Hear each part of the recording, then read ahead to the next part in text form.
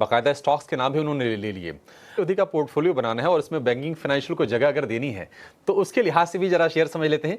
हमारे साथ जुड़ गए हैं दिग्गज फंडामेंटल एक्सपर्ट वृद्धि इन्वेस्टमेंट के विवेक कारवा। विवेक जी, बहुत शुक्रिया आपका समय देने के लिए।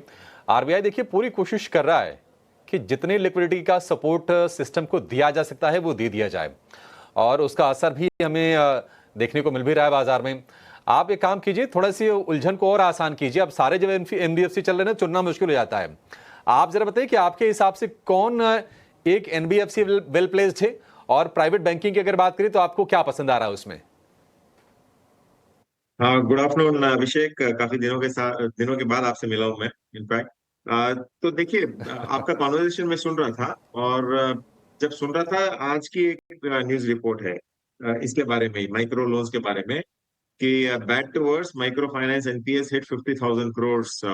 तो आप समझ लीजिए, एक तो 50,000 करोड़ का अगर एनपीए हिट होता है। अब फंडामेंटल आप इसको ऐसे देखिए, मतलब फंडामेंटल्स की बात नहीं कर रहा मैं, फंडामेंटली ऐसे देखिए, समझ लीजिए मुझे आपको 100 रुपया देना है। आप कोई बैंक हो या फिर कोई एनबीएफसी हो, ऐसे कस्टमर, मुझे 100 रुपया देना है, और वो एनपीए होके रखा है।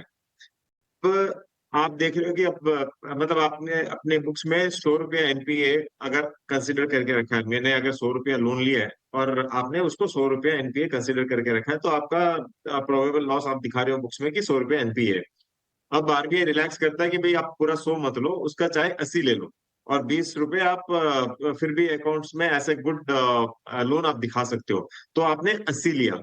अब मार्केट बहुत ज्यादा एक्साइटेड है, क्योंकि अब 100 के बदले आप 80 दिखाओगे, आपकी बुक्स थोड़ी बेटर दिखेगी। लेकिन फंडामेंटल ये है कि एंड ऑफ द डे मुझे आपको 100 रुपया देना है, और अगर वो 100 रुपया नहीं आता है, चाहे आप उसको 80 रखो या 100 रखो, इसका फर्क नहीं ज्यादा पड़ने वाला है।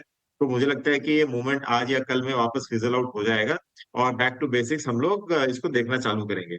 और एक और सबसे बड़ी चीज ये है कि आज जो माइक्रो फाइनेंस लोन्स है, ये कोपरी आफ्टर कोविड आरबीआई ने क्या किया था कि उसको 1.5x कर दिया था। तो इसके लिए मार्केट शेयर लेने के लिए काफी लार्ज बैंक्स और लार्ज एनबीएफसीज ज्यादा लोन्स देने को मतलब रेडी हो गए, लोन्स दिए भी। और अब आरबीआई उसको कट कर दिया था उसके बाद में, तो रीपेमेंट कैपेसिटी लोगों की कम हो गई।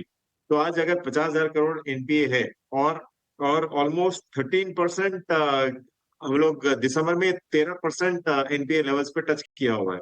तो ये बहुत ज्यादा बड़ा अमाउंट है। तो इसके लिए एक दिन का मूवमेंट देख के आपको मतलब बाइंग आप करोगे, ये मैं तो सलाह नहीं दूंगा, पहली चीज। दूसरी चीज, आप अगर लॉन्गर टर्म के लिए देखते हो, तो मैं एनबीएफसी अवॉइड करूंगा, और बैंक्स के साथ फिर भी जाना चाहूंगा। अब देखिए, एक्सिस बैंक है, इंडसइंड बैंक है, ऐसी बैंक्स इतनी क्यों टूटी? क्योंकि उनका भी एक्सपोजर माइक्रो फाइनेंस लोन्स पे था। तो वहां पे जो नेगेटिव आने वाला था, या फिर ऑलरेडी दिखा चुका, इनफैक्ट काफी खराब रिजल्ट्स दिए थे इन बैंक्स ने, तो इसके कारण स्टॉक्स में करेक्शन आ गया। लेकिन मुझे लगता है कि वो ज्यादातर अब फैक्टर्ड इन है। और एनबीएफसी के मुकाबले फंडामेंटली, और अगर आप मजल पावर, मनी पावर, या फिर जो भी आप देखो, तो बैंक्स मैं प्रेफर करूंगा। तो जो भी टॉप 5 बैंक है आज के दिन, टॉप 5, 4-5 ही बैंक है, HDFC, ICICI, axis, IndusInd, SBI, ये बैंक्स में आपको अगर निवेश करना हो लॉन्गर टर्म के लिए, तो आप पक्का कर सकते हो। एनबीएफसी को आप अवॉइड करोगे यहाँ पे।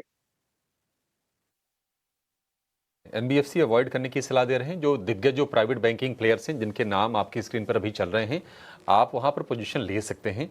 इनके लिए भी काफ़ी पॉजिटिव ये डेवलपमेंट है। चलिए छोटे से ब्रेक के लिए रुकेंगे, और एनबीएफसी वाली जो कंपनीज हैं वो चढ़ी क्यों हैं, जरा विस्तार से समझ लीजिए पूरा का पूरा मामला क्या है। दरअसल रिस्क वेटेज घटा है। किस पर रिस्क वेटेज घटा है? तो एनबीएफसीज के लोन पर, माइक्रो फाइनेंस वाले लोन पर। तो इसका मायने क्या है, उसे होगा क्या, ये बताने के लिए हमारे सहयोगी गौरव जावलेकर जुड़ गए हैं। गौरव बताइए, थोड़ा विस्तार से बताइए क्या है पूरा मामला ये। जी हाँ, तो जैसे हमें पता है कि पिछले दिसंबर में अगर हम देखें, सिस्टम लिक्विडिटी जो थी वो डेफिसिट में थी, लगभग 3 लाख करोड़ की डेफिसिट। और उसके बाद हमने कई सारे मेजरमेंट्स देखे जो आरबीआई ने लिए थे एक सिस्टम लिक्विडिटी को पुश करने के लिए। और इसी में से अगर एक देखा तो आज आरबीआई ने कहीं पे जो रिस्क वेट्स है वो कम कर दिए हैं 25 बेसिस पॉइंट से। ये जो रिस्क वेट्स है वो दो चीज़ों में उन्होंने कम किए हैं। सबसे पहले बैंक्स जो एनबीएफसीज को लोन देती है उसमें, और दूसरा जो बैंक्स जो एमएफआई में लोन देती है उसमें। अब इसका अगर हम इम्पैक्ट देखें तो कहीं पे कैपिटल एडिक्वेसी रेशियो जो है वो बैंक्स का बढ़ेगा, और सेकेंड इम्पैक्ट जो है एनबीएफसीज के लिए कि ये जो कैपिटल अवेलेबल था वो अभी ज़्यादा हो जाएगा और एक निगोशिएशन पावर भी आ जाएगा। सबसे पहले समझते हैं कि बैंक्स पे कैसे इम्पैक्ट होगा। जैसे ही पहले नवंबर 2023 में जब ये आरबीआई ने जो रिस्क वेट्स थे वो बढ़ा दिए थे, तभी हमने देखा कि बैंक्स की तरफ से जो एनबीएफसीज को लोन जाता है उसमें स्लो डाउन देखने को मिला था। लगभग 7% का ग्रोथ देखने को मिला, जो कि पहले 30% से भी ज़्यादा था। अभी जबकि ये बैंक्स के तरफ से जो लोन जा रहे हैं उसके लिए रिस्क वेट फिर से घट चुके हैं।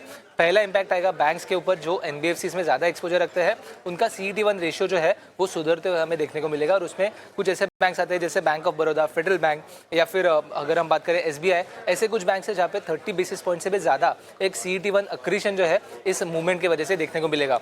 दूसरा जो इम्पैक्ट है वो बैंक्स जहाँ पे एनबीएफसीज और एमएफआई को ज़्यादा एक्सपोजर है। जैसे हमें पता है अगर हम एमएफआई की बात करें तो बंधन bank, IndusInd bank, RBL bank, ये कुछ ऐसे बैंक्स हैं जहाँ पे एमएफआई एक्सपोजर ज़्यादा है। और इसी के चलते क्योंकि अभी यहाँ पे भी रिस्क वेटेज कम कर दिया है। अगर हम बंधन की ही बात करें तो CLSA का मानना है कि लगभग 160 बेसिस पॉइंट का एक टियर 1 एक्रीशन जो है, कैपिटल अप्रीशिएशन, वो हमें देखने को मिल सकता है। और अगर हम इंडसइंड की बात करें तो वहाँ पे भी लगभग 34 बेसिस पॉइंट का कैपिटल एक्रीशन जो है वो देखने को मिल सकता है। इसकी वजह से बैंक का फंड ज़्यादा होगा और आगे जाके ग्रोथ के लिए भी एक अच्छा व्यू मिलेगा। इसी के साथ साथ ये एक और भी दर्शाता है कि आरबीआई की तरफ से एमएफआई में जो रिस्क को लेके कंसर्न्स थे, इसकी वजह से इन्वेस्टर्स का भी एक जो विश्वास था वो उठते हुए देखने को मिला था। बट अभी ये जो रिस्क वेट्स कम हुए हैं इसकी वजह से इन्वेस्टर्स के कॉन्फिडेंस को भी बूस्ट मिलेगा। आखिर में बात करते हैं एनबीएफसीज की। यहाँ पे अगर हम देखें तो बैंक की तरफ से जो एनबीएफसीज को लोन जाता है वहाँ पे रिस्क वेट्स घटा दिया है, और उसमें कुछ ऐसे एनबीएफसीज है जिनका बैंक लोन एक्सपोजर जो है वो ज़्यादा है। जिसमें आता है अगर हम बात करें M&M फाइनेंस, चोला फाइनेंस या फिर श्रीराम फाइनेंस, ये ऐसे कुछ एनबीएफसीज है जो बैंक की तरफ से ज़्यादा लोन देते हैं। अब इन एनबीएफसीज के लिए दो इम्पैक्ट्स रहेंगे। सबसे पहले जो लोन अवेलेबिलिटी रहेगी वो ज़्यादा रहेगी और कॉस्ट ऑफ बोरिंग जो है वो कम हो जाएगा। और इसी के चलते हुए आज ओवरऑल अगर हम सेगमेंट की वजह देखें तो बैंक्स और एनबीएफसीज दोनों में ही तेजी देखने को मिली थी।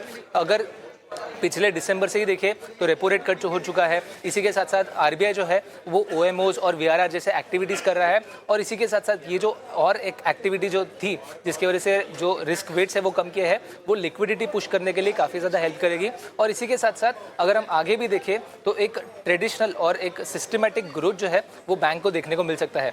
और इसी के चलते हुए आज के दिन में तो तेज़ी देखने को मिली ही, आगे जाके भी बैंक्स और एनबीएफसीज में इसका कैसे इम्पैक्ट होगा और ग्रोथ कैसे बढ़ेगी वो देखना ज़रूरी रहेगा। ठीक है, शुक्रिया गौरव। तो गौरव ने आपको विस्तार से बता दिया कि क्या हुआ है, उसके मायने क्या हैं और किसको बेनिफिट होगा। बाकायदा स्टॉक्स के नाम भी उन्होंने ले लिए। इस कैटेगरी को देखेंगे वहां पर भी चोला फाइनेंस, बजाज होल्डिंग्स, ये सारे स्टॉक्स नजर आएंगे। और मिड कैप में भी अगर आप देखेंगे वहां पर भी चुनिंदा बैंक्स एंड फाइनेंशियल से जुड़ी कंपनियां हैं, जैसे AU small finance bank, credit axis ग्रामीण बैंक, ये सारी की सारी नजर आएगी। All in all banks and finance के स्पेस की अगर बात करें, not just the large players लेकिन छोटे मझौले स्टॉक्स में भी कहीं कोई कॉल, कहीं कोई रिकमेंडेशन बन रही है? यस, फाइनेंशियल स्पेस में व्यू अभी भी बहुत ही स्ट्रांग बुलिश है एंड पिछले कुछ दिनों से फाइनेंशियल स्पेस में काफी अच्छी बाइंग ट्रैक्शन भी देखने को मिली है। स्पेसिफिकली बजाज ट्विंस की बात करें तो बजाज ट्विंस में काफी स्ट्रांग ऑब्जर्वेशन था कि वहां पे एक अच्छा बाइंग ट्रैक्शन बनते हुए दिखाई दे रहा है।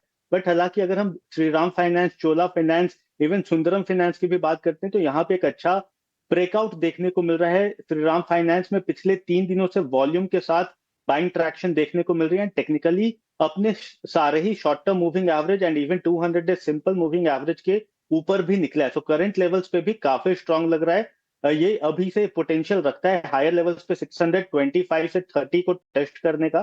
सो पोजिशनल व्यू काफी पॉजिटिव है। एंड सेम चोला फाइनेंस को भी देखें तो उसमें भी आज काफी स्ट्रांग कंसोलिडेशन ब्रेकआउट देखने को मिला है। सो फाइनेंशियल स्पेस में काफी अच्छा ट्रैक्शन है एंड अभी इसी ट्रैक्शन के अकॉर्डिंगस में हमें अपना व्यू भी रखना चाहिए, अपने पोजीशंस भी रखने चाहिए एंड मोमेंटम को प्ले करना चाहिए। बहुत जल्दी अपने प्रॉफिट्स बुक नहीं करने चाहिए बल्कि अपने स्टॉप लॉसेस को ट्रेल करते जाना चाहिए, जो सो दैट कि जब तक मोमेंटम बरकरार है तब तक यहाँ पे हमें प्रॉफिट ये सारे काउंटर्स में चर्न होते हुए नजर आए। तो उसके अकॉर्डिंग्स में देखें जितने भी फाइनेंशियल कंपनीज हैं उनमें काफी अच्छा ट्रैक्शन है। अकॉर्डिंग्स में अपने पोजीशंस बना के रखें एंड मुझे लगता है नेक्स्ट जो इन्हें फॉलो करेगा वो प्राइवेट सेक्टर बैंक्स हैं, तो भी प्राइवेट सेक्टर बैंक्स को अपने रडार पे बिल्कुल रखना चाहिए।